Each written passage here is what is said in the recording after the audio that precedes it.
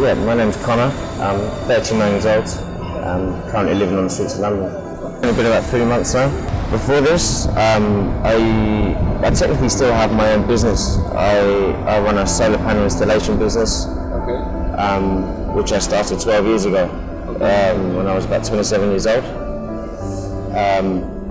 Came into financial difficulty, a few bad decisions. I let a cousin of mine buy into the business, and it was a bad move. He defrauded the company, stole from it, and I'm currently living on the streets, about £137,000 in debt because of what he did, and trying to find my way back into life again, into society.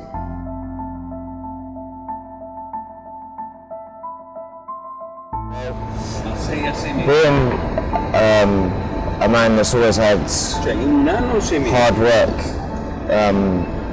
was drilled into me at a young age. If you work hard, you succeed. Just because I'm on the street, it doesn't sit right with me just to sit there with a sign asking for money. So I sell lighters, vape juice. It's going to be raining in a bit. I'll go down to the wholesalers and buy some umbrellas. Anything just to, get myself off the street and start life again, because really you don't live while you're on the street, you just kind of survive, exist.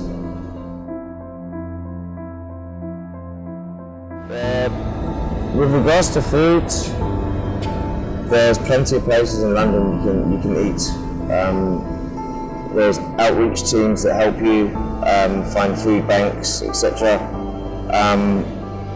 The main issue that we find is with regards to housing, using an address, trying to claim benefits without an address you cannot do, trying to get a job without an address. A lot of employers just won't touch you, and if you don't have certain skills, you're left abandoned and you're stuck.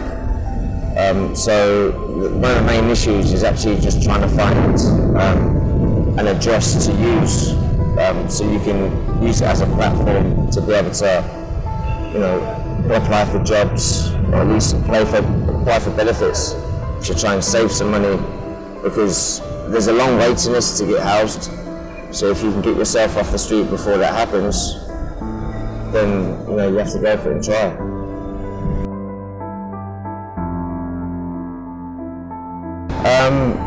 Being that I've only been homeless 3 months, as I say, I came into the back end of the winter, really, more springtime.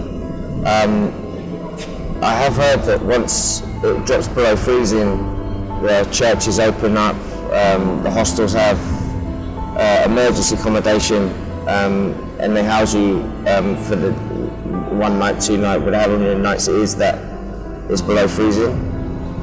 Apart from that, they have, particularly in this part of London, they have what's called No Second Night Out, where an outreach team will pick you up if you're new to being homeless.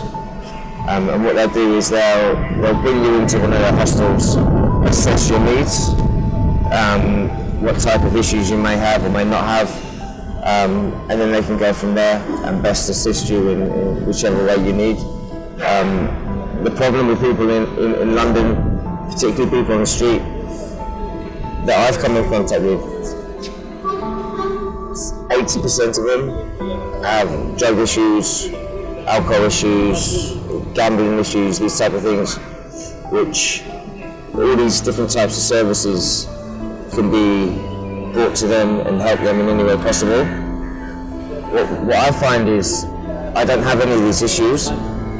There isn't that particular help there for me, because I don't have a drug issue, I don't have an alcohol issue, any of these type of things. So you're kind of expected to deal with it in your own kind of way, which is fine, because I'm okay with that, but I would like more help with regards to finding work, getting a CV up and running again, things like this. Where I've had my own business, I haven't had a CV for 13, 14 years. You know, so these type of things that could help.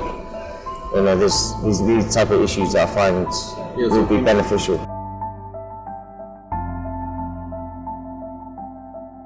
With regards to the lack of housing that's being built, you know, our government, they said they were going to build a certain amount of houses,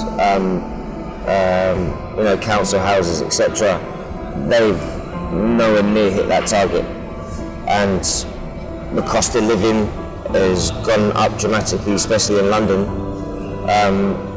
The wages haven't come into contrast with that as well. So the cost of living's gone up where the wages haven't. So people are finding it more and more difficult to live. Therefore, people are being made homeless just because they can't afford to live anymore. And debt is stacked up and up and up. The banks aren't borrowing anymore. So therefore, you know, you find yourself in a situation where landlords aren't going to continuously let you live somewhere where you're not paying rent.